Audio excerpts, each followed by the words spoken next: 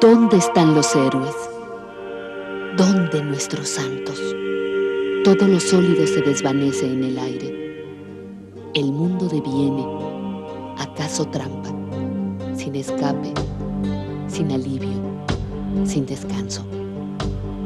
No hay camino, dice el poeta que se hace al andar. ¿Andar? ¿Hacia dónde? Andar a pesar de todo, andar sin remedio, caminantes.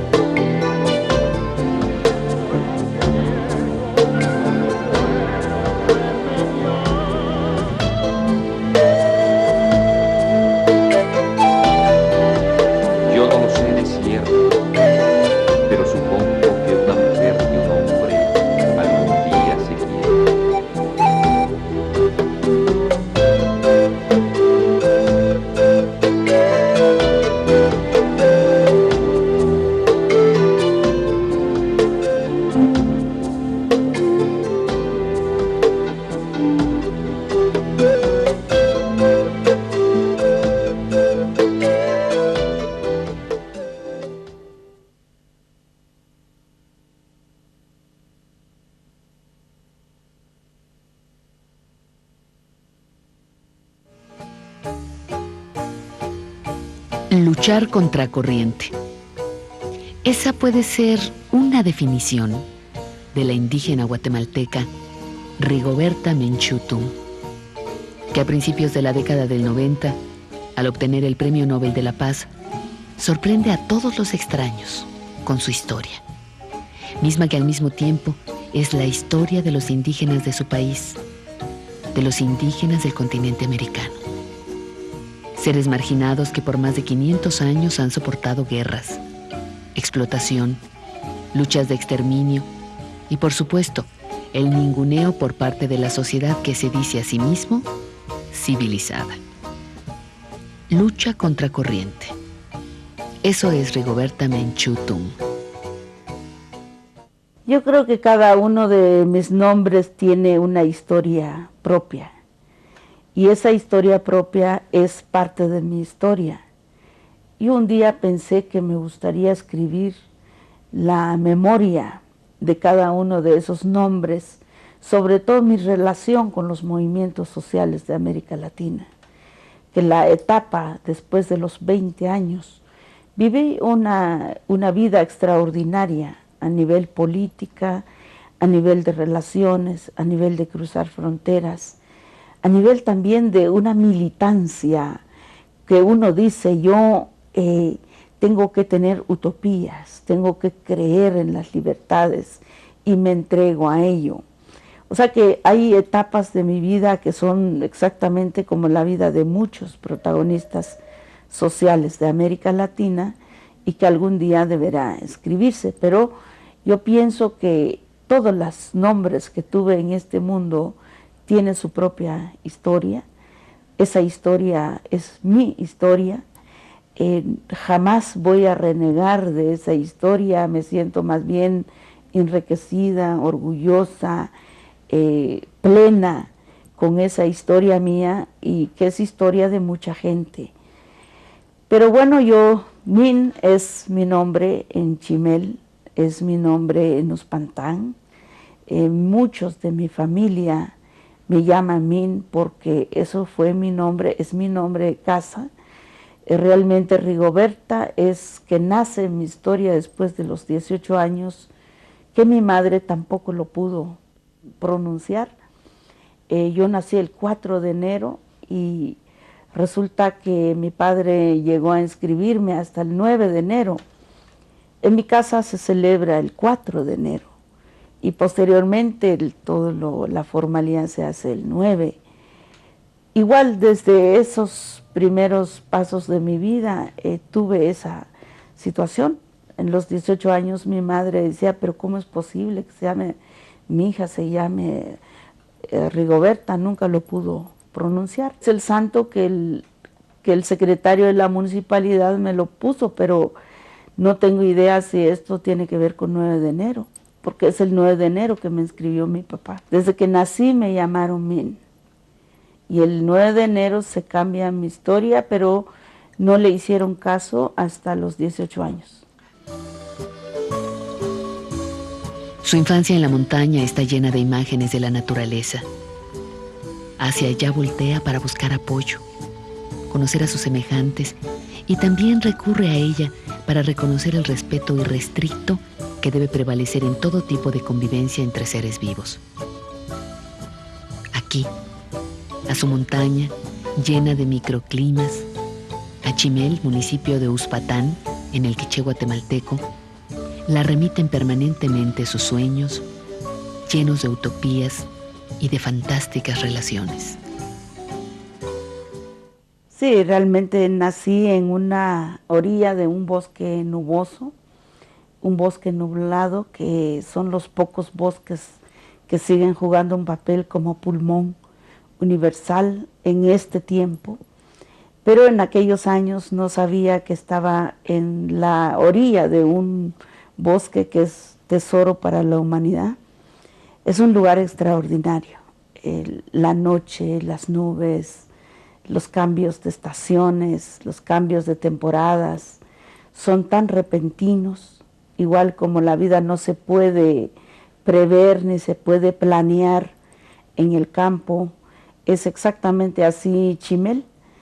Chimel usted puede amanecer con bastante claridad, con las estrellas que uno mira que cae cuando amanece, como también a rato puede ver otros escenarios del clima. Y nosotros nacimos en esas tierras muy pobres porque mis padres no tenían más que bastante extensión de tierra, pero como no se usa abono químico, todo es natural, los ríos son bastante fuertes y sin embargo los ríos no son potabilizados, sino que se toma así como es. Y yo pienso que esa vida es algo muy especial.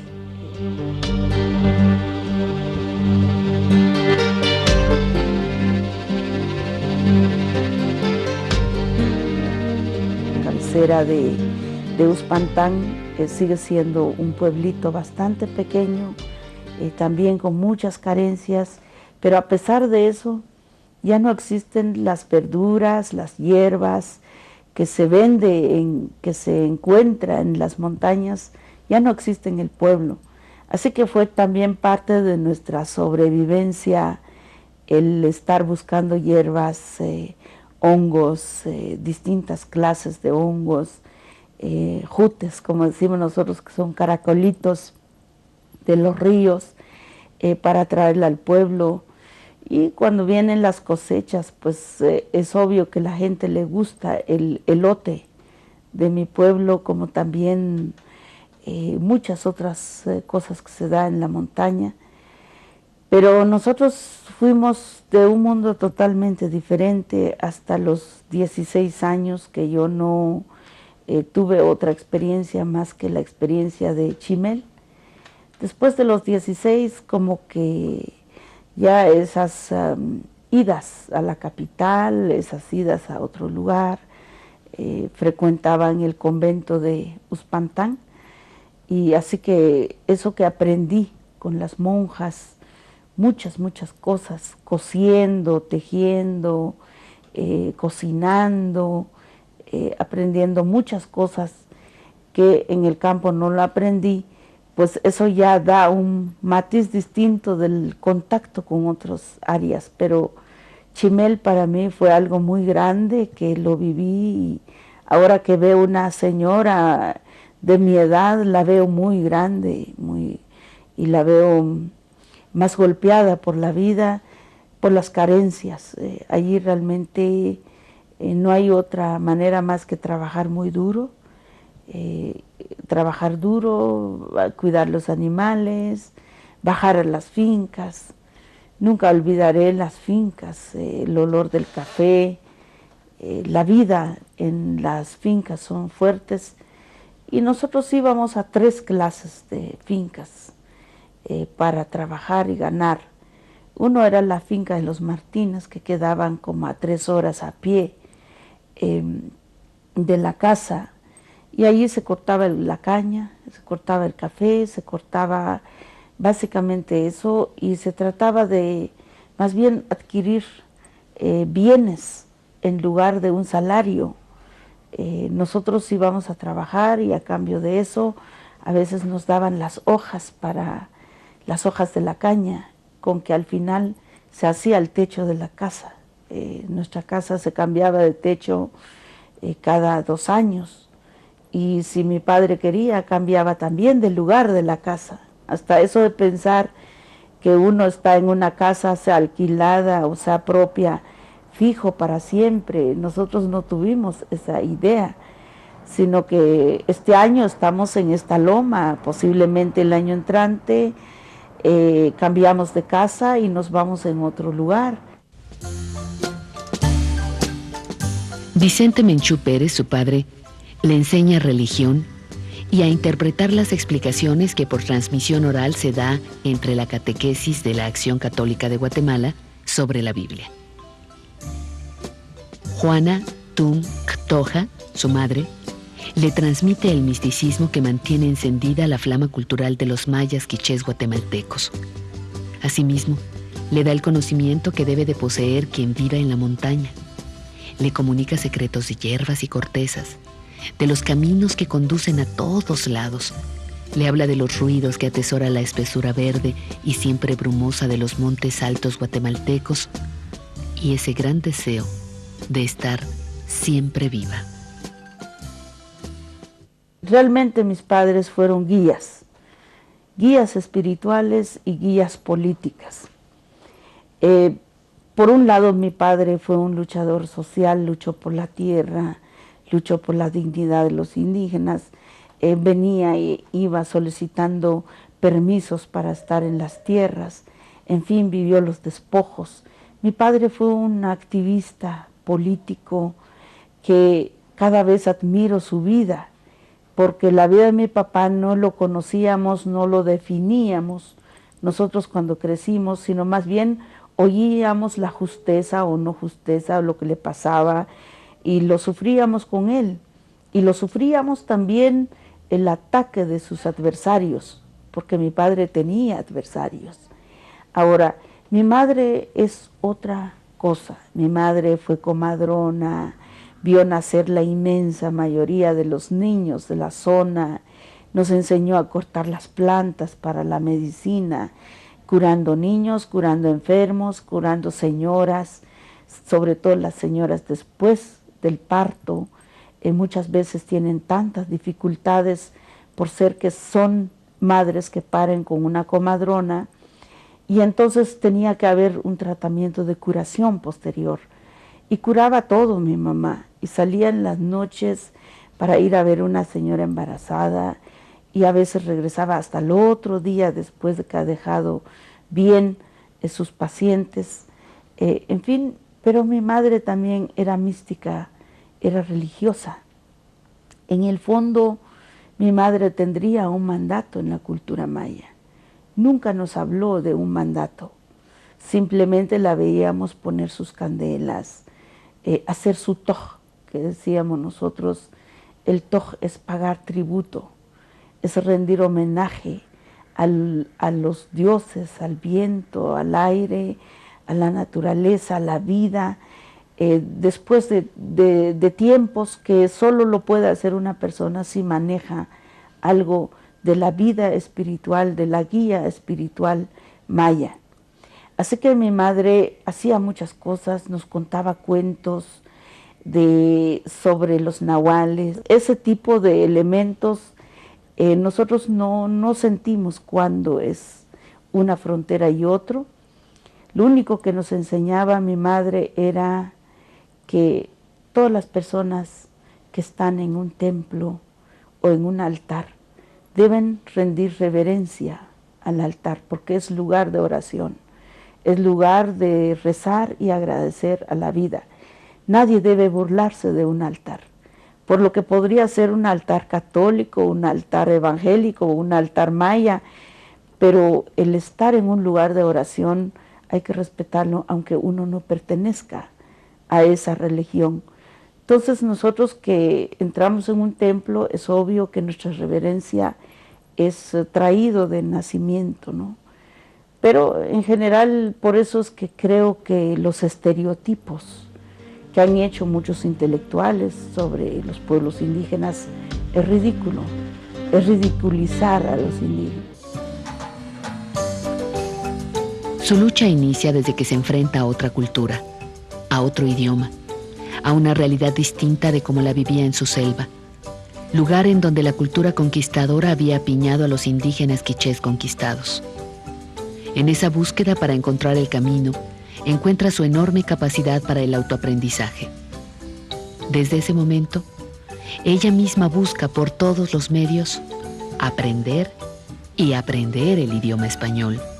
Comprende que no hay mejor lucha que enfrentar los problemas y no descansar hasta encontrar una solución. Yo creo que en nuestros idiomas es un universo completo. El maya es un universo completo. No solo implica referencias de la vida, sistema de educación, elementos y referencias de la educación moral, espiritual, ética, que nosotros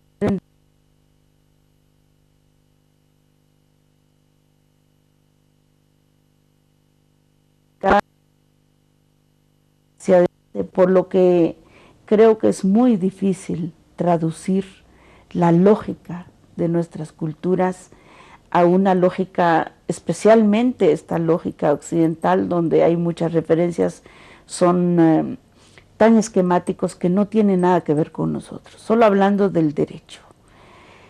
Nosotros partimos de otra filosofía de derecho, partimos de otras bases del derecho.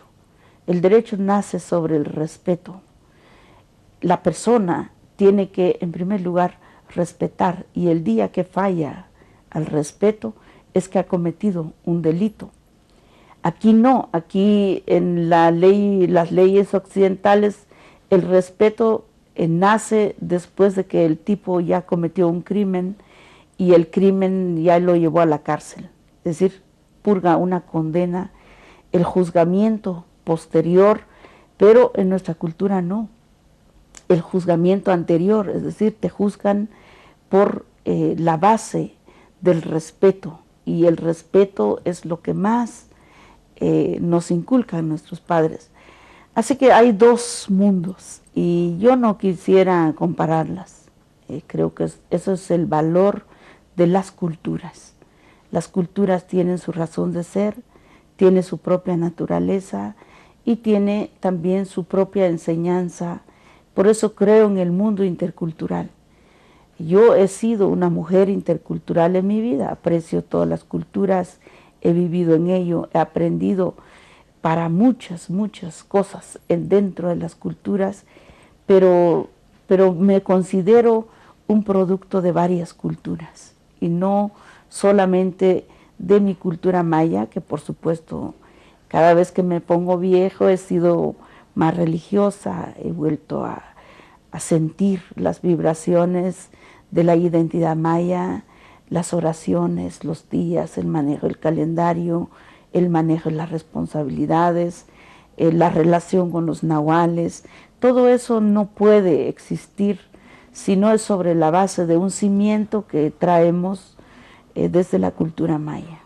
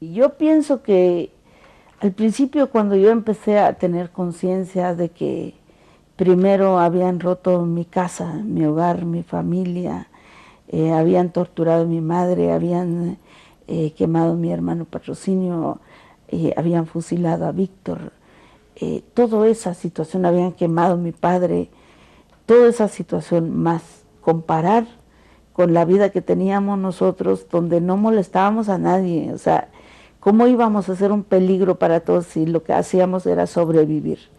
Ahora, eso golpea, eso es imposible cuajar, o sea, no puedes tener una lógica de semejante atrocidad con cualquier delito que hayas cometido, y eso rompe todo, tu fe, tu educación, tu todo.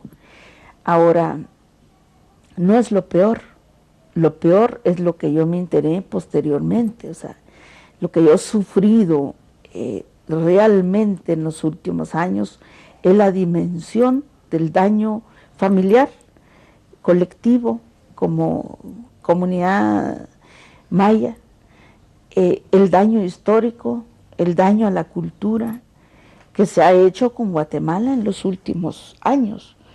Por decirle algo, apenas la semana pasada hicimos las exhumaciones en el área Ixil de 250 personas. La inmensa mayoría de ellos eran mujeres. Las mujeres que, según la ciencia, antropología y arqueología forense, habían sido violadas. Muchos de ellos eran madres embarazadas, señoritas que habían sido torturadas, muchos habían sido quemados. Todas esas atrocidades, es imposible que cualquier ser humano diga, yo soy ajeno a eso. O sea, así que toda la parte de que éramos pobres, de que trabajábamos duro, de que es incluso una parte loable.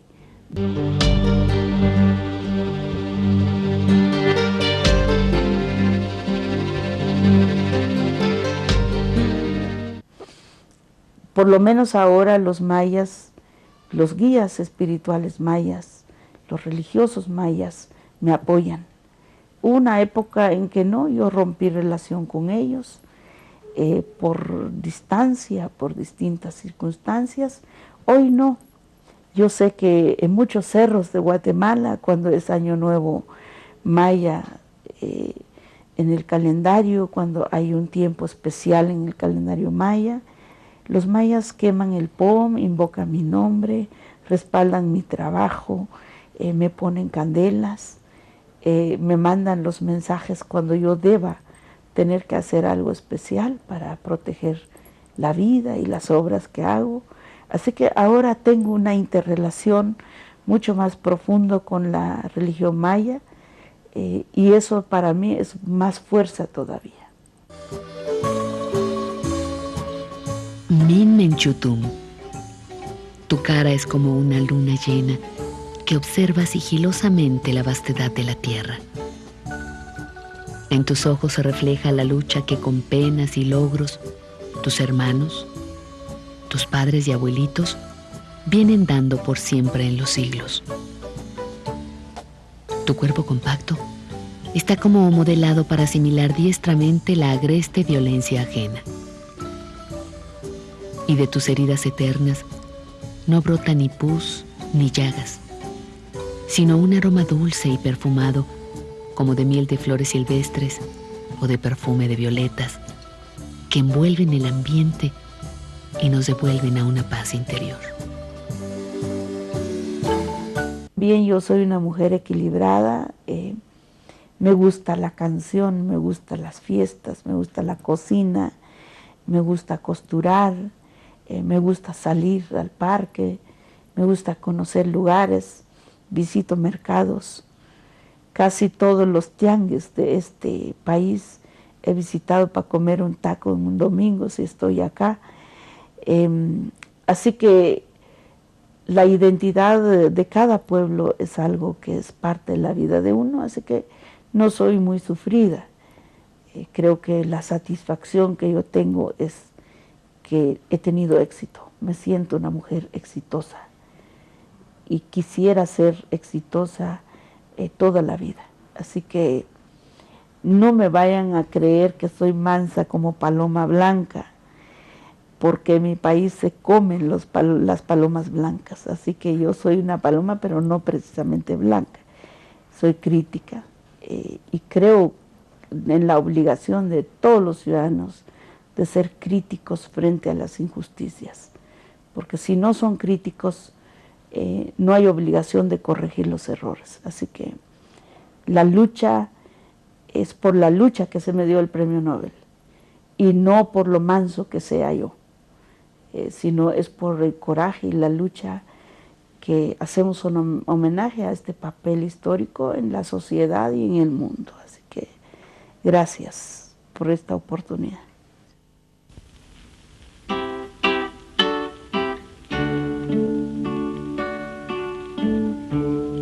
Paloma blanca de 5 colores, amarillo, blanco, morado, nevado y azul. Y al verla tenía el buche blanco, el piquito amarillo, las alas moradas, la cola nevada y el copete azul.